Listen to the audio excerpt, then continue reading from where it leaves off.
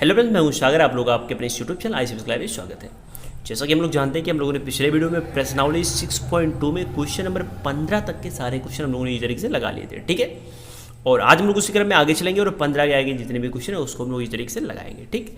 और अगर आप प्रश्नावली 6.2 में क्वेश्चन नंबर 1 से लेकर 15 तक के क्वेश्चन लगाना चाहते हैं तो उस वीडियो का लिंक आपको नीचे डिस्क्रिप्शन बॉक्स मिल जाएगा, वहाँ से जाकर आप उसको देख सकते हैं, ठीक है। और अगर आप अवकलनीयता और शांतत्व को अगर आप बेसिक से पढ़ना चाहते हैं तो हमारे प्लेलिस्ट पे जा सकते हैं। हमारे प्लेलिस्ट पर अवकलन क्लास 12 के नाम से एक प्लेलिस्ट है, उस प्लेलिस्ट पे सारे वीडियो क्रम से अवेलेबल है, तो वहाँ से आप उसको अप्लाई कर सकते हैं, ठीक है। तो ऐसे चलते हैं, देखते हैं क्वेश्चन 16 क्या कह रहा है। देखिए ध्यान से, 16 कह रहा है कि सिद्ध कीजिए कि फलन f(x) बराबर इतना है, इस ओपन अंतराल इसमें वर्धमान निरंतर वर्धमान।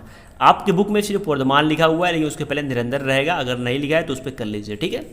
और इतने में निरंतर ह्रासमान है, ये हमको क्या करना है, हमको प्रूव करना है, ठीक है। तो बहुत सिंपल है, पहले हमको ये अंतराल उतारना है। तो अंतराल क्या है, अंतराल है f(x) बराबर क्या, log और sin x, ठीक।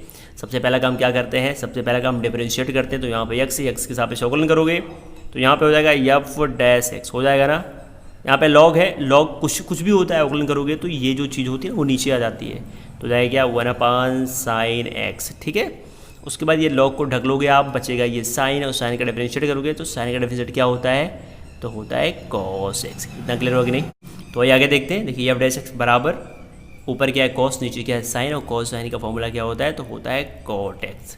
f(x) की वैल्यू निकल गई, ठीक है। अब इस अंतराल में हमको चेक करना है कि निरंतर वर्धमान है। तो इस अंतराल में यानी कि इसमें 0, π/2 में, ठीक है, चेक कर लेते हैं। तो पहले इसको उतार लेते हैं। यह है f(x) बराबर क्या, cot x। हम लोग जानते हैं कि अगर इस अंतराल में हमको प्रूव करना है निरंतर वर्धमान, तो हम लोग जानते हैं कि निरंतर वर्धमान का कंडीशन होता है क्या, कि f(x) की अगर वैल्यू बड़ी है 0 से तो फलन क्या होता है, निरंतर वर्धमान होता है, ठीक है। तो एक काम करते हैं, इसके बीच में हम कोई वैल्यू रख सकते हैं, कुछ भी रख दो, कोई दिक्कत नहीं है। तो देखिए ये 0 से 90, मतलब ये ओपन अंतराल है, इसका 0 90 इन्वॉल्व नहीं है, बल्कि इसके बीच के सारे लोग इन्वॉल्व हैं। तो 0 से 90 के बीच में क्या है, 60 है, 60 को आप रख दो। तो यहाँ पे हो जाएगा cot 60। cot 60 की वैल्यू कितनी होती है, तो cot 60 की वैल्यू होती है 1/√3। क्या होती है, 1/√3। देखो ये पॉजिटिव है कि नहीं, तो बिल्कुल पॉजिटिव है। 0 से 90 के बीच में आप कोई भी वैल्यू रख लो, 30 50 कुछ भी रख के चेक कर लो। तो ऐसे कंडीशन में यानी x एलिमेंट है किसका, इस अंतराल का, यानी क्या 0, π/2 का। तो कोई भी वैल्यू रखोगे तो f(x) की जो वैल्यू आएगी वो क्या आएगी, पॉजिटिव आएगी। और पॉजिटिव हर वैल्यू क्या होती है, 0 से बड़ी होती है। तो यहाँ पे आप सिंपली कह सकते हो कि f(x) की जो वैल्यू है वो बड़ी है किससे, 0 से। f(x) की वैल्यू क्या है, 0 से बड़ी है। और देखिए ये कंडीशन आएगी नहीं, तो आप कह सकते हो कि इस अंतराल में जो f(x) की वैल्यू है यानी जो फलन है वो क्या है, निरंतर वर्धमान है। तो पहला तो पूरा हो गया। अब सेकंड क्या करते हैं कि इस अंतराल में हमको बताना है कि फलन क्या है, निरंतर ह्रासमान है। तो आइए चेक कर लेते हैं इस अंतराल में। तो क्या लिखोगे, अंतराल क्या है, π/2, π में। इसका मतलब क्या, 90 से लेके 180 के बीच। 90 180 इन्वॉल्व नहीं है, बल्कि इसके बीच के जितने भी लोग हैं सारे लोग इन्वॉल्व हैं, ठीक है। तो पहले f(x) की जो वैल्यू थी उसको उतारिए, यानी f(x) बराबर क्या है, तो बराबर है cot x। तो आप लिख लीजिए यहाँ पे cot x, ठीक है। अब ध्यान दीजिए, 90 180 को छोड़ के इसके बीच में आप कुछ भी रखेंगे तो रख के चेक कर लीजिए। इसके बीच में 135 आ रहा है, 135 रख ले रहे हैं, तो यहाँ पे 135 रखेंगे तो जाए cot 135। इसको आप लिख सकते हैं cot 180 - 45।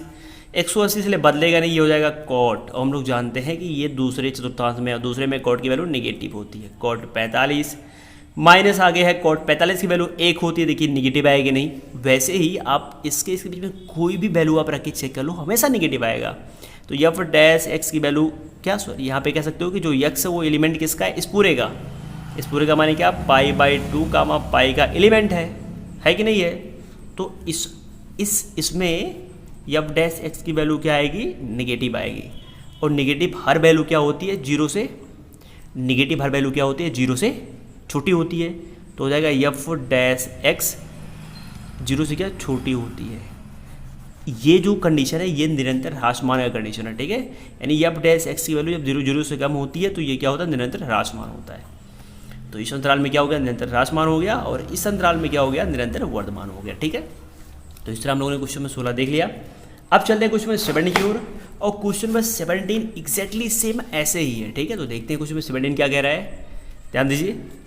कह रहा है कि सिद्ध कीजिए कि फलन एफ एक्स बराबर इतना है, इतने में निरंतर वर्धमान है और इतने में निरंतर ह्रासमान है। बहुत सिंपल है, पहले फलन उतारिए। तो फलन क्या है? फलन है एफ एक्स बराबर लॉग, और मोड में क्या है? मोड में है कोस एक्स, है कि नहीं है। इसके बाद क्या करेंगे आप? यहाँ पे एक्स के हिसाब से अवकलन कर लीजिए, अवकलन करेंगे तो यहाँ पे हो जाएगा एफ डैश एक्स। लॉग है तो इसका जब लॉग यहाँ पे कुछ रहेगा तो लॉग का अवकलन करेंगे तो ये नीचे आ जाएगा और क्या हो जाएगा? 1/, मोड में क्या हो जाएगा? Cos x. इतना हो गया। अब लॉग को ढकेंगे, फिर कोस एक्स का डिफरेंशिएट करेंगे तो मोड के अंदर कोस एक्स का डिफरेंशिएट क्या होता है? Minus sine x. होता है कि नहीं? बिल्कुल होता है।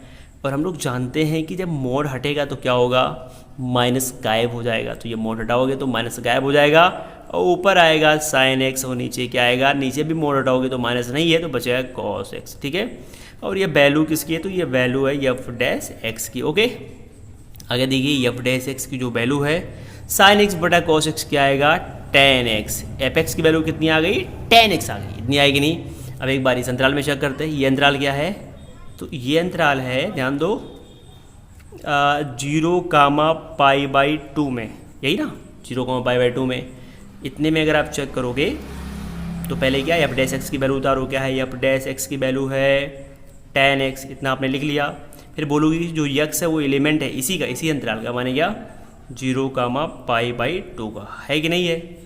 तो 0 से लेके 90 के बीच में कोई वैल्यू यहाँ पे रख लो आप। 0 से 90 के बीच में 0 90 इन्वॉल्व नहीं है, बल्कि उसके बीच के सारे वैल्यू इन्वॉल्व है, क्योंकि अंतराल क्या है? ओपन है। ठीक है। तो आप 60 रख लो तो 10 60 की वैल्यू क्या होती है? √3 होती है। पॉजिटिव है कि नहीं? 10 30 की वैल्यू 1/√3, वो भी क्या है? पॉजिटिव है। तो कोई वैल्यू आप रखो इसके बीच में, तो एफ डैश एक्स की वैल्यू क्या आएगी? बराबर पॉजिटिव आएगी। और पॉजिटिव हर वैल्यू क्या होती है? 0 से बड़ी होती है कि नहीं। तो यहाँ पे कह सकते हो कि एफ डैश एक्स क्या है? बड़ा है 0 से। और एफ डैश एक्स जब 0 से बड़ा होता है तो ये कंडीशन में क्या होता है कि फलन निरंतर वर्धमान होता है कि नहीं। ये निरंतर वर्धमान का कंडीशन है। ठीक है। तो आप कह सकते हो कि इस अंतराल में फलन निरंतर वर्धमान है। तो पहला चीज प्रूव हो गया। अब दूसरा चीज चलते हैं, प्रूव करते हैं क्या कि इस अंतराल में बताना है फलन निरंतर ह्रासमान है। तो निरंतर ह्रासमान का कंडीशन होता है एफ डैश लेस देन 0। ये हम अगर ले आए तो कह देंगे हाँ इसमें निरंतर ह्रासमान है। तो देखिए पहले एफ डैश एक्स की वैल्यू उतारिए। एफ डैश एक्स की वैल्यू क्या है? तो है बराबर 10x। किस में चेक करना है? इसमें चेक करना है तो कहोगे x एलिमेंट है किसका? 3π/2 और कामा 2π। ओपन अंतराल है, मतलब इसके बीच में, लेकिन ये शामिल नहीं है। तो 3π/2 का मतलब होता है, पाई का मतलब 180, 180 में 2 का भाग करेंगे 90, 9 270, और पाई का मान 180 गुणा करोगे 360, यानी 270 से 360। और 270 से 360 के बीच में आप कोई भी मान रख सकते हो। तो मैं 300 रख दे रहा हूँ, यहाँ बगल में रखता हूँ। तो x का मान 300 रखेंगे तो हो जाएगा tan 300, क्यों? और tan 300 को आप लिख सकते हो 360 - 60, क्यों? और tan 360 इसलिए यहाँ पे tan ही हो जाएगा। tan 360 - 60 ये किस में है? तो ये है चौथे में, और चौथे में tan की वैल्यू क्या होता है? नेगेटिव, तो आ जाएगा नेगेटिव। और tan 60 की वैल्यू क्या होती है? √3, लेकिन माइनस, तो माइनस √3 आ गया। और माइनस वाली संख्याएं क्या होती हैं? 0 से छोटी होती हैं। वैसे इसके बीच में आप कोई भी वैल्यू रख लो तो जो वैल्यू आएगी वो नेगेटिव में आएगी। यानी कह सकते हैं कि इस अंतराल में जो एफ डैश एक्स की वैल्यू है वो क्या है? नेगेटिव है। और नेगेटिव हर वैल्यू क्या होती है? नेगेटिव हर वैल्यू 0 से क्या होती है? छोटी होती है। तो ये 0 से छोटा है, और छोटा है तो ये कंडीशन आ गया, देख लीजिए। तो कह सकते हो कि इस अंतराल में क्या है? निरंतर ह्रासमान है। तो ये भी हो गया। अब चलते हैं कुछ में 18 देखते हैं। कुछ में 18 क्या कह रहा है, तो बहुत ध्यान से आप देखिएगा। देखिए ये रहा कुछ में 18, और कह रहा है सिद्ध कीजिए कि R में दिया गया फलन इतना वर्धमान है। तो बहुत सिंपल है, पहले फलन उतारो। फलन की वैल्यू क्या है? एफ एक्स बराबर x³ - 3x² प्लस 3x - 100। ठीक है। यहाँ पे x है तो आप लिख सकते हो x के सापेक्ष अवकलन करने पे, या डायरेक्ट कर दो, कोई फर्क नहीं पड़ता। ठीक है। तो आइए करते हैं डायरेक्ट। x³ का डिफरेंशिएट क्या हो जाएगा? तो हो जाएगा 3x² माइनस, देखिए 3 है, x² का डिफरेंशिएट क्या होगा? 2x प्लस 3x का डिफरेंशिएट क्या होगा? 3 माइनस a का डिफरेंशिएट होगा 0। ठीक है। और हो जाएगा एफ डैश एक्स बराबर 3x² माइनस 3 × 6x प्लस 3। यही तो इस अंतराल में बताना है R माने रियल नंबर, यानी यहाँ पर जो x है वो एलिमेंट है किसका? R का, है कि नहीं है। एक्स एलिमेंट है आर का और बताना है वर्धमान है, वर्धमान है, वर्धमान है। हम लोग जानते हैं वर्धमान का कंडीशन क्या होता है, एफ डैश बड़ा भी होता है बराबर के होता है जीरो के। अगर ये आया तो कहेंगे क्या, ये फलन वर्धमान है। ठीक है, तो आइए एक्स एलिमेंट है आर का, आर क्या होता है, तो आर एक रियल नंबर होता है। आर के बारे में मैंने आपको पहले बता दिया। ठीक है, तो आप यहाँ समझो कि रूट के अंदर नेगेटिव वाली संख्याएं जो होती हैं उनको छोड़ के जो मिलता है उसको बोलता है रियल नंबर। ठीक है, तो उसे रियल बोलते हैं, यानी जीरो भी, जीरो से लेके इधर देखिए, इधर होता है प्लस इन्फाइनाइट, इधर होता है माइनस इन्फाइनाइट। इसके बीच में देखिए माइनस रूट में 2 ये इमेजिन है, माइनस रूट में 3 ये भी क्या है, काल्पनिक है। माइनस रूट में क्या 7 ये भी क्या है, काल्पनिक है। और इसी काल्पनिक को छोड़ दो जो भी बचेगा उसको वास्तविक बोलते हैं। तो +1 +2 ये सारे वास्तविक हैं, -1 -2 सारे वास्तविक है। ठीक है, तो बारी बारी रख के आप चेक कर लो। तो एक बार हम रख के चेक कर लेते हैं, जीरो रख के चेक करो। तो आप जीरो रखोगे तो क्या होगा, यहाँ पे एक्स ये पूरा जीरो हो जाएगा, ये भी पूरा जीरो आएगा, +3 आया, इसका मतलब जीरो से बड़ा है, यानी एफ डैश एक्स जीरो से बड़ा है। एक कंडीशन तो पूरा हो गया, बिल्कुल हो गया। अब एक रख लो वैल्यू, एक रखोगे तो क्या हो जाएगा, यहाँ पे 3, एक्स की वैल्यू 1 है तो 1 का वर्ग 1 ही आएगा, 3 का नियम 3 आ गया ना, और 6 का नियम 6 आ गया, बीच में माइनस है और प्लस क्या हो गया 3। देखो 3 3 से 6 में से 6 गया, 0 आ गया, देख रहे हो। एक बार जीरो रखा तो पॉजिटिव आया, एक बार जीरो आया बस। और आप कोई भी वैल्यू रख लोगे ना तो ये एफ डैश एक्स की वैल्यू निगेटिव कभी आएगी नहीं। चाहे देखो मैं रख देता हूँ -1 रख देता हूँ। ठीक है, तो -1 आप रखोगे तो 3, एक्स की वैल्यू -1 का वर्ग करोगे तो 1 हो जाएगा, 3 का नियम 3 हो गया। 6 यहाँ पे एक्स है तो -1 तो गुणा करोगे तो ये प्लस हो जाएगा, +6 हो जाएगा, और 1 + 3 तो था ही, तो 6 3 9 3 12 आ गया। तो आप एफ डैश एक्स की वैल्यू रखोगे तो कभी भी निगेटिव नहीं आएगा, लेकिन जीरो आ सकता है। एफ डैश एक्स की वैल्यू जीरो भी आ सकता है और जीरो से बड़ा भी आ सकता है। ठीक है, यानी पॉजिटिव आ सकता है और जीरो आ सकता है। तो ऐसे कंडीशन में कह सकते हो कि जब एक्स एलिमेंट आर है तो क्या आएगा, एफ डैश एक्स की वैल्यू बड़ी भी आएगी और बराबर भी आएगी जीरो के। और जब आ गया तो कह सकते हो कि क्या है, ये क्वेश्चन नंबर 18 क्या है, वर्धमान है। तो इस तरह हम लोगों ने क्वेश्चन नंबर 18 में देख लिया। अब चलते हैं क्वेश्चन नंबर 19 की तरफ और देखते हैं क्वेश्चन नंबर 19 क्या कह रहा है। तो आइए क्वेश्चन नंबर 19 की ओर, तो ध्यान से देखिएगा। क्वेश्चन नंबर 19 कह रहा है निम्न में से किस अंतराल में इतना वर्धमान है। वर्धमान के लिए कंडीशन एफ डैश एक्स बड़ा भी है बराबर भी है जीरो के, या गया तो कहोगे निरंतर वर्धमान, क्या वर्धमान है। ठीक है, खाली वर्धमान, निरंतर वर्धमान नहीं। ठीक, आइए देखते हैं कह रहा है किस अंतराल में है। तो पहले क्या करोगे, पहले फलन जो लिया उसको उतारो। तो फलन क्या दिया है, y बराबर x² e के पावर -x, ये दिया हुआ था फलन। ठीक है, तो सबसे पहले क्या करोगे, डिफरेंशिएट करोगे। तो ये y है, y को fx बोलते हैं, डिफरेंशिएट करोगे तो ये dy/dx हो जाएगा, ये हो जाएगा y1। दो फलन मल्टीप्लाई कर रहे हैं तो क्या करोगे, आप पहले को रोकोगे, दूसरे का डिफरेंशिएट पे दूसरे को रोकोगे, पहले का डिफरेंशिएट तो पहले को रोक लो। x² को आपने पकड़ लिया, इसका डिफरेंशिएट करोगे तो क्या आएगा, e के पावर -x आएगा, फिर e को पकड़ोगे -x करोगे तो आएगा -1। ठीक है, तो पहले को पकड़ा, दूसरे का कर लिया, और प्लस दूसरे को पकड़ोगे यानी e के पावर -x को पकड़ोगे, और पहले का डिफरेंशिएट यानी x² का डिफरेंशिएट क्या आएगा, 2x आ गया। ठीक है, यहाँ पे देखो y1 हो जाएगा, यहाँ पे -x हो जाएगा, -x² हो जाएगा, e के पावर क्या -x हो जाएगा, नहीं होगा, बिल्कुल हो जाएगा, e के पावर -x, और यहाँ पे क्या 2 पहले आ जाएगा और आ गया x। ठीक है, इसको थोड़ा सही से लिख लेते हैं ना। देखो यहाँ पे y1 है कि नहीं, तो बिल्कुल y1 है। अब ध्यान देना, यहाँ पे देखो -x² है कि नहीं है, e के पावर माइनस से नीचे आएगा तो प्लस हो जाएगा, e के पावर पॉजिटिव हो जाएगा। प्लस देखो 2 है, ऊपर x भी है, e के पावर माइनस से नीचे आएगा तो क्या होगा, पॉजिटिव हो जाएगा। ध्यान देना, फिर y1 की वैल्यू दोनों सेम सेम है तो एलसीएम भी सेम सेम आएगा, e के पावर x ही आएगा। ऊपर जो आ रहा उतार दो, x² और प्लस क्या 2x, बस ऐसे ही रहने दो, और ये हो गया y1 की वैल्यू। कोई दिक्कत नहीं ना, चलते आगे देखते हैं। देखिए एक बार इस अंतराल में चेक करेंगे कि क्या वर्धमान है। तो ध्यान देना, इस अंतराल का मतलब होता है कि ये -इनफाइनाइट है, ये +इनफाइनाइट है, इसके बीच में सब कुछ ले लो, कुछ भी ले सकते हो आप। तो मैं एक बार रख दे रहा हूँ क्या, -1 रख दे रहा हूँ, या काम करता हूँ रख देता हूँ, हाँ 0 रख देता हूँ। तो 0 मत रखो, 1 रख दो, 1 रखोगे यानी -1 रखोगे तो क्या हो जाएगा, ध्यान देना। देखो यहाँ पे माइनस तो है ही है, बिल्कुल है, -1 का वर्ग करोगे तो 1 आ जाएगा, और प्लस यहाँ पे 2 है तो हो जाएगा 2, x की वैल्यू -1 तो हो जाएगा -1। ठीक है, और नीचे e के पावर x है और x की वैल्यू क्या है, x की वैल्यू है -1। ओके, देखो यहाँ पे -1 है तो लिख दिया -1, और प्लस 2 का माइनस में बराबर -2 बटा e के पावर क्या -1। क्यों, अब क्या होगा, तो माइनस माइनस माइनस 3 हो जाएगा, और ये ऊपर जाएगा तो आएगा e के पावर +1, आएगा कि नहीं। अब ध्यान दो, e की वैल्यू पॉजिटिव होती है, गुणा करोगे तो ये तो निगेटिव है ना, तो जो भी पूरा आएगा वो निगेटिव हो जाएगा। यानी इस अंतराल में निगेटिव हो रहा है, तो निगेटिव जब रहेगा तो कभी वर्धमान हो ही नहीं सकता, क्योंकि वर्धमान के लिए एक्स की वैल्यू 0 से बड़ी होनी चाहिए, छोटी नहीं, ठीक है।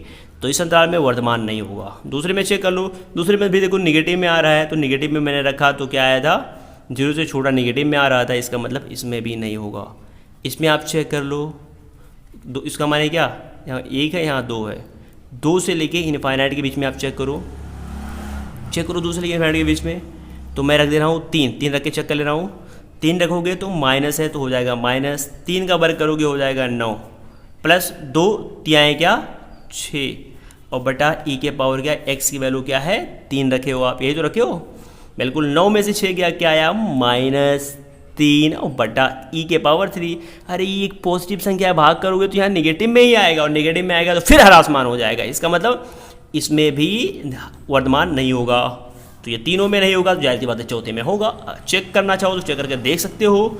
0 से लेके 2 के बीच में कोई भी मान रख दो, 0 से लेके 2 के बीच में, यानी 0 को इन्वॉल्व मत करो, 0 1 2, 0 को इन्वॉल्व मत करना, 2 को इन्वॉल्व मत करना, इसके बीच में आप कुछ भी रख सकते हो। मैं एक रख दे रहा हूँ, 1 रखोगे तो बहुत ध्यान से देखना, देखो यहाँ माइनस है ना, तो माइनस 1 का वर्ग करोगे 1 ही आएगा, और प्लस 2 गुणे x की वैल्यू क्या 1 रखोगे 2 करने में 2 हो जाएगा, और बटा e x की वैल्यू क्या रखे हो 1, देखो 2 में से 1 जाएगा तो आएगा 1, और e के पावर e आ गया, एक संख्या है, e भी एक संख्या, भाग करोगे तो ये पॉजिटिव में ही आएगा, तो पॉजिटिव में आएगा कि नहीं, यानी y1 की वैल्यू 0 से बड़ी आ गई कि नहीं आ गई, बिल्कुल आ गई।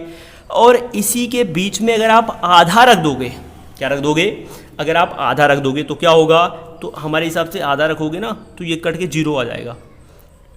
अब रख के ट्राई कर सकते हो, देखो यहाँ पे मैं आपको बता दूँ, यहाँ माइनस है तो माइनस, आधा रखोगे तो हो जाएगा 1/4, नहीं हो जाएगा, बिल्कुल हो जाएगा, और प्लस 2 गुणे आधा, नहीं 0 नहीं होगा, ठीक है। तो ऐसे ही आप इसके बीच में कोई भी वैल्यू रखोगे तो 0 भी कभी ना कभी आ जाएगा, ठीक है। तो क्या देखा कि y1 की वैल्यू क्या है, 0 से बड़ी भी है कि नहीं है, और 0 से बड़ी भी है, और 0 के बराबर भी आ जाएगी, आप रख के ट्राई कर लेना, ठीक है।